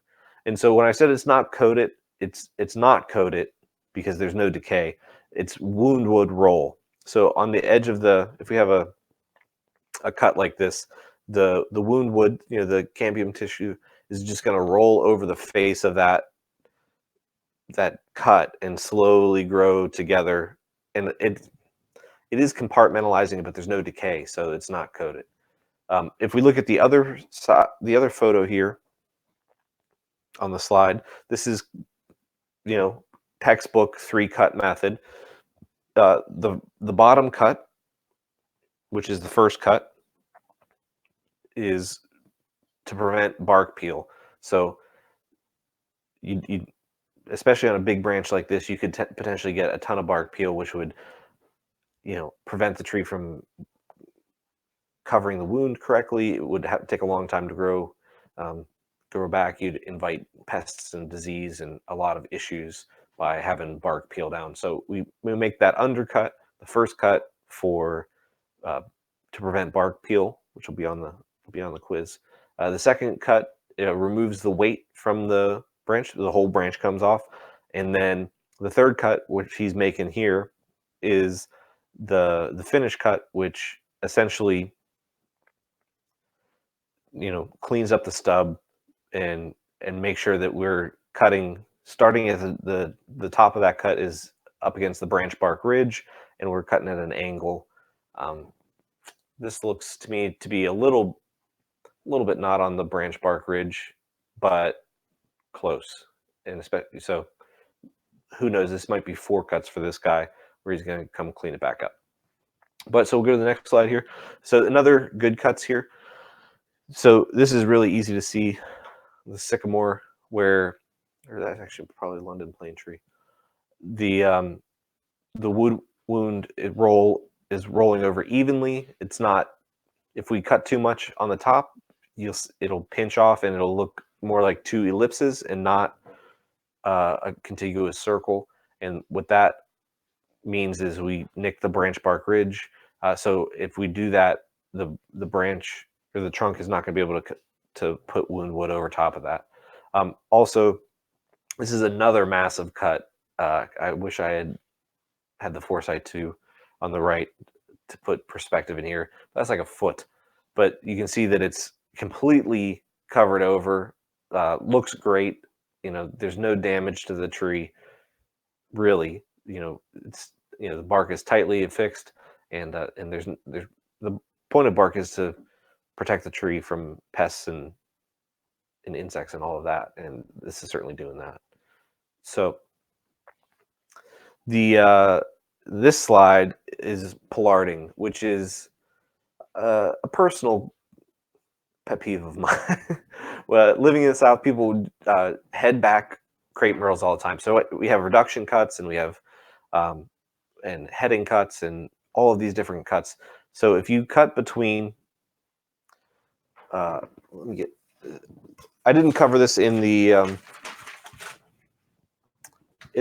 presentation because it is so fundamental. But here we have a branch, very rudimentary. Here where the branch attaches is a node. So here's a node, there's a node. In between here is the internode. If we cut back right here, that's called a heading cut. And we'll get sprouts that grow back. And people will do this to crepe myrtles all the time. And crepe myrtles don't have the dignity to die, so people get away with it. But pollarding is a really cool technique that takes, so we were talking about not taking more than 1/3 of the canopy. Well, when we pollard, we're definitely breaking that rule. So what we do is we make that heading cut like this, and then it'll grow out.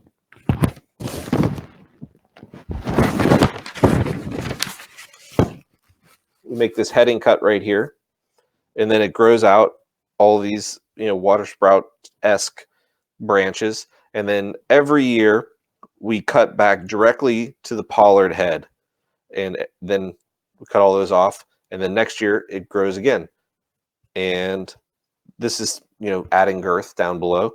But all of the branches are being cut off to the pollard head, not slightly above the pollard head, not below the pollard head, to the head, which are those big knuckles.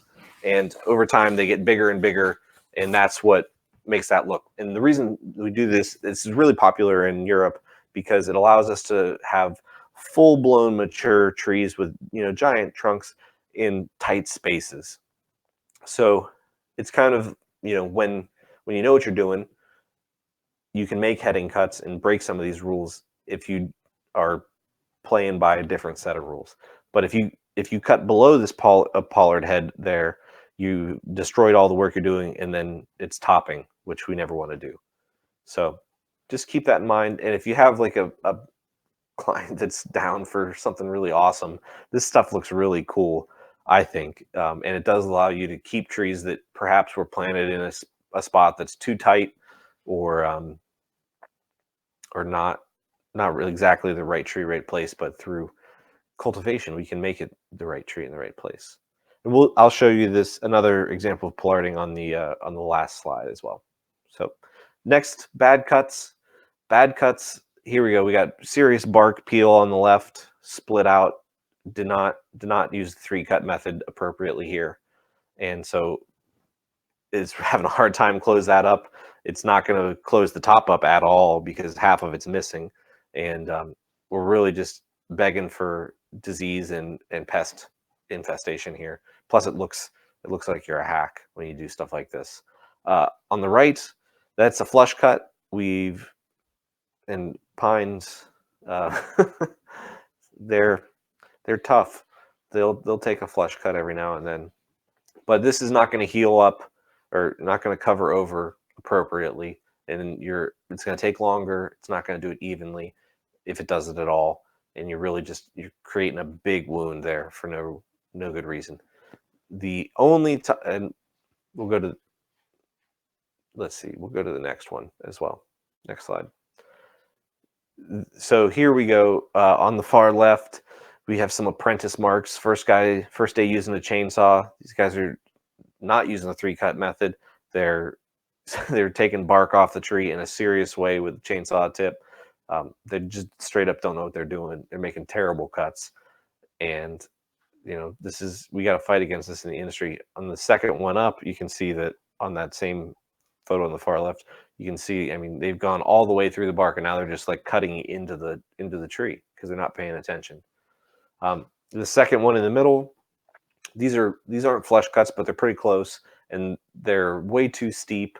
They've cut the branch bark ridge off, which you can see really predominantly the side of it on the top branch there where they're cutting it too close. So these aren't going to heal up very well, and if they don't heal up very well, then it looks like you don't know what you're doing forever because it doesn't heal up, which is true, because if you're making cuts like this is embarrassing.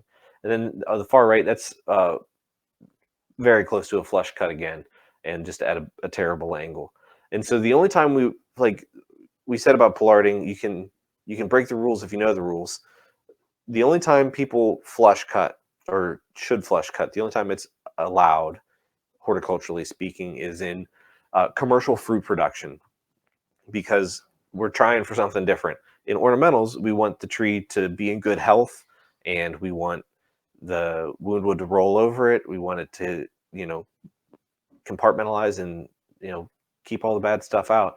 In commercial fruit production, like apple orchards and peach orchards, we don't care about that, because most of these trees are only going to be in for 8 years, 10 years at the most, is the way it's going now. They're very small trees. They're pedestrian orchards. We're not seeing big old growth apple orchards anymore. So we don't actually want the tree to put any energy into healing over that wound. We want all the energy to go to the fruit production, because that's what we're getting paid for. So flush cuts are the only time you'll see that a lot. These brilliant professors and titans of industry that know what they're doing. They've been, they're doing all this research, and you'll see them, flush cut something, and you'll just think, what are they doing? And then oftentimes they'll have a background in the orchard industry, where that's commonplace, because we're trying to do something totally different. We're not worried about the health of the tree. We're worried about fruit production. So just a quick recap, and then we'll take questions after this. You make sure you're applying fertilizer at the correct rate, and only when the soil needs it, what the tree needs. Don't just apply don't apply fertilizer just because your customer wants it. Always get a soil test. First things first, soil test. For pesticides, make sure you're reading the label. The label is the law. It'll tell you everything you need to know and what's legal and what's not. You want to keep an eye out for these pests that we talked about, and treat when they're present. Never treat anything preventatively. Don't fertilize preventatively. Don't put pesticides out preventatively. The only thing that we can apply preventatively is a pre-emergent herbicide, because it's a pre-emergent. We're trying to put it out before the plants come up. And make sure you choose the right product for the right job with the right application method. If you have sensitive ecosystems, maybe drenching or spraying isn't for you. Maybe injection is the right way. If you have a big open, park that you need to do quickly, maybe spray is the way to go. Also, for pruning, prune with a purpose, not just to feed the chipper. Make sure that we're cutting with purpose. Vertical rubbing or crossed limbs need to go, and think about what these branches are going to look like 10 years from now, 5 years from now. And if we don't follow that, improper pruning leads to pests and problems down the line. So it seems like something that we do all the time, and it's easy to get complacent about, but a good prune job is really key to trees' health. So if you have any questions that you think of later, you can email me at phc@treestuff.com. I also want to thank NC State and Dr. Fair for a lot of the photos, as well as help putting this together. And if we look at this, the top of this photo here, this is my wife and I's trip to Disney World. I put this up a lot. Here's a crepe myrtle being pollarded, and you can see it's just starting to put on its pollard heads. It's just starting to fill out, which is awesome. So you can see how tightly they pruned everything back to the pollard heads there. But I appreciate it, guys, and we'll take any questions if you have them. Well, I have a few questions here, and I'm sure more will pop up as they always do. We are looking at Tim Snow. He's asking about cutting off water sprouts, like when a tree such as a crabapple is just full of them. Should we leave them? How do you deal with those? So water sprouts, if I'm understanding correctly, are all the vertical. You got a branch like this, and you have like a bunch of vertical limbs, water sprouts on top. You trim them bad boys off, man. But just make sure you're not going over the 30% rule. So if I have to do it in stages, I'll do it in stages. But yeah, those ought to come off because they're vertical. And water sprouts, vertical branches. Personally, and that I apologize, that could have been a misnomer for me, but I think of them the same thing. Obviously, we want to keep structural branches that form good tree structure, and anything else, water sprouts like that, it's got to go. Okay, and the other one is from Clarence, asking about a good resource on training branches in younger trees by tying down or bracing to achieve more shape options. I do have good resources. If you'll excuse my off camera for a second here, so I can get the correct literature.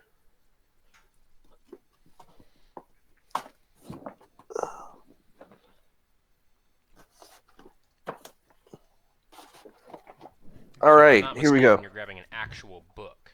Actual books. Actual books is what I use because I am old school. So we talked earlier about. Oh, that's the herbaceous one. I apologize.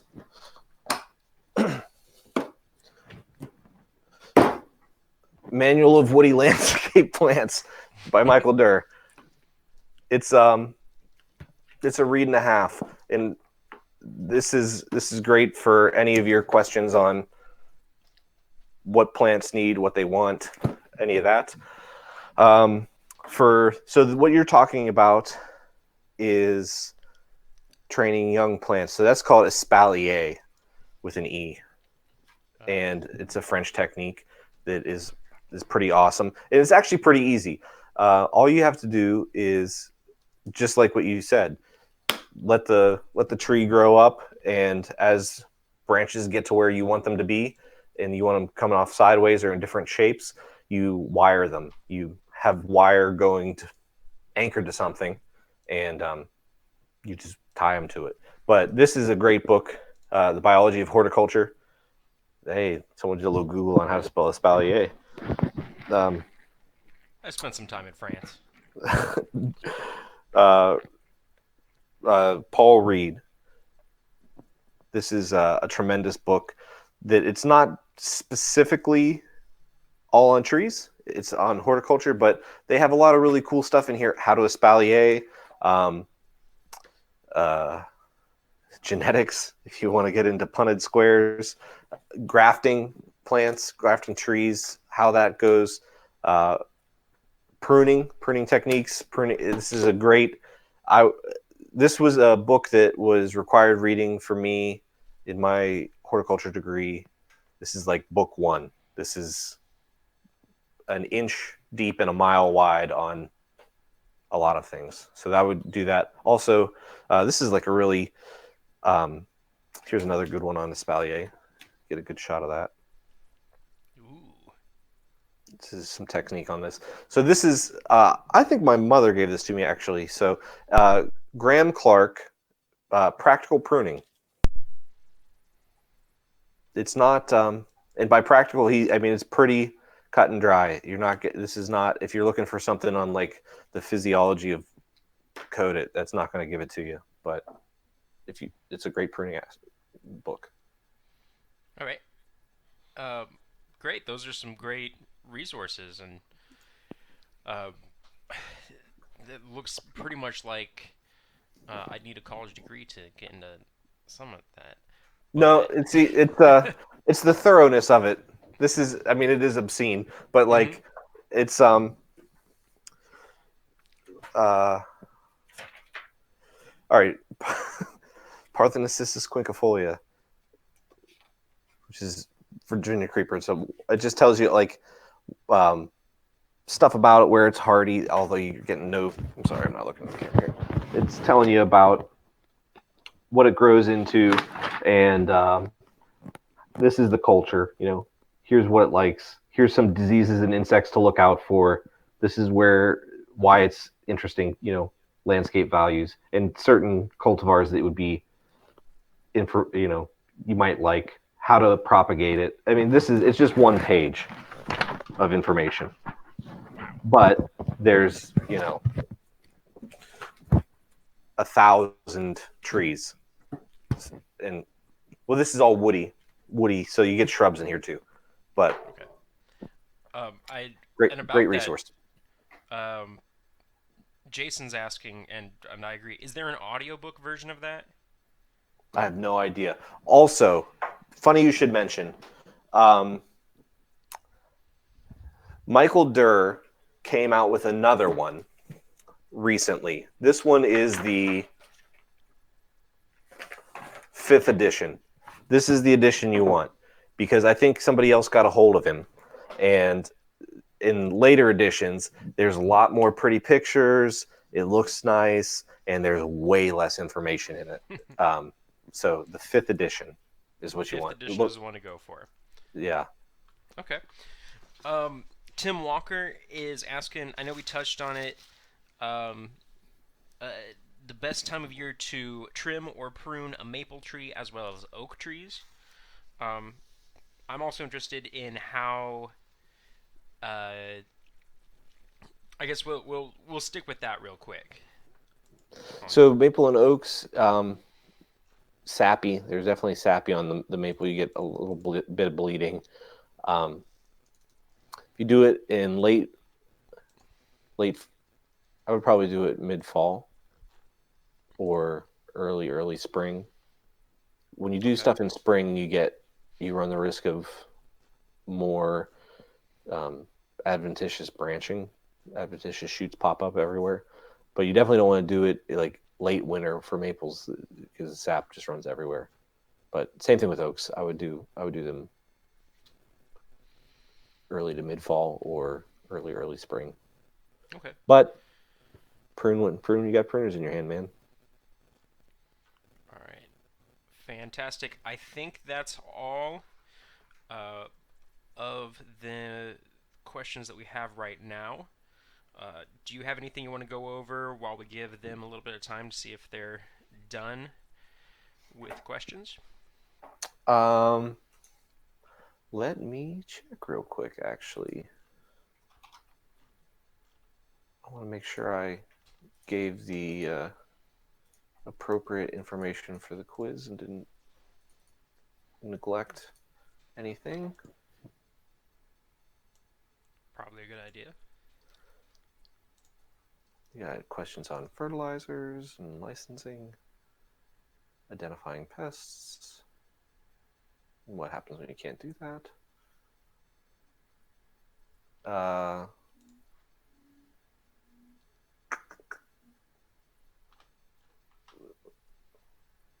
Pre-notification. Oh, there we go. I told you we'd start having questions as soon as the video caught up. We have a little bit of lag between what we're seeing and what they're seeing, just because of how the internet works. I've got some people asking about oak wilt and how to treat for oak wilt. Oak wilt's super hard. Propiconazole is the active ingredient of choice. So propazole, Alamo, Alsa, ALSA, all of those are all propiconazole based. And it's hard, man. You got to treat every year, be on top of your pruning. It's terrible. It's terrible. You'll see it a lot in the white oak family, more so than the red oak family. And the only thing that throws people for a loop is often you'll see it start from the outside in on a leaf, from the top down on the tree. And on live oaks, it's the exact opposite. You'll see it in the veins first and work out. So don't be fooled by that. But yeah, it's a battle. You got to be good on pruning. You got to be good on application, whether it's a spray or an injection. And that's again the same thing. As it clogs up the xylem and phloem, if you have a really, really bad case of it, you might want to try a spray versus a injection. Although if it gets real bad, I mean, you're kind of just throwing money in a pit. So. Gotcha. On the pollarding. Sorry. Randy Perkins is asking if you can be more species specific, and if there are some trees that works for, if there are trees that doesn't work for. I don't know that there's a lot of trees it doesn't work for. Stuff that you see it a lot on elms and in Europe. You see it basically anytime you see it, it's stinking awesome because like people don't do it a lot in the States. So most common ones that would take to it really, really well that I've seen, crepe myrtles take to it amazing. Elms take to it pretty good. Oaks take to it pretty good. I did see one that was there was either a sycamore or a London plane tree. I didn't get that close to it, but that was really awesome to see because that was the only time I've ever seen that. So obviously, I mean, apparently that takes pretty well to it. I haven't seen too many that don't. Anything that, I mean, you'll be able to tell it's kind of a slow process. The first 3 years, you want to. The key is that if we cut here, this is the top of where we cut. We're cutting back to exactly here every time. We're not even a quarter inch, exactly the same place every year you're cutting back to. So if you get something that doesn't that throws out a ton of adventitious sprouts, that shouldn't hurt anything because I mean that's what the pollard head's going to do. And then after 3 years, you should see you should start to see it swell up at the ends of the tips. I don't know if you can pull up the last slide because that's a great. If you go to the top left corner of the picture,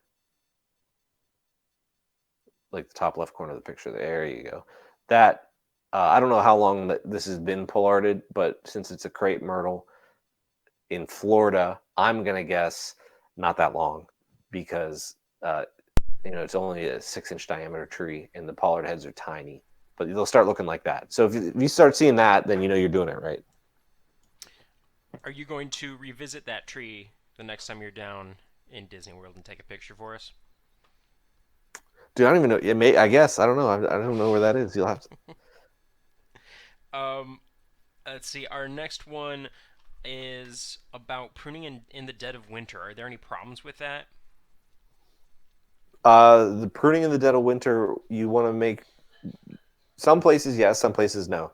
Like if you're in the Northeast, I would probably not recommend it because you've created, especially if you're taking big cuts, you're taking cuts that now there's no bark protecting water loss from the tree.